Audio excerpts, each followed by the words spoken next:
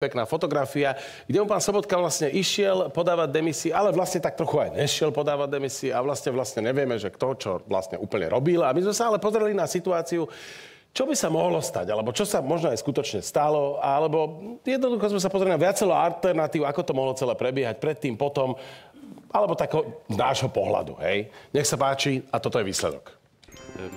Vážený prezidente, pane prezidente, milí přítomní, přišel jsem za vámi, abych s vámi dojednal podrobnosti, které... Špagety bolognese. Přišel jsem za vámi, abych s vámi dojednal... Kolik je hodin? Tak myslím, že to bylo zbytečné. Já vám nerozumím. Můžete si odkašlat? Děkuji, pane prezidente. Je chtivej. Tak myslím, že to bylo zbytečné. Promiň, ale myslím, že by ti slušel knírek. Děkuji, pane prezidente, ale opravdu myslím si, že tohle jsme si mohli odpustit. Chceš kousnout?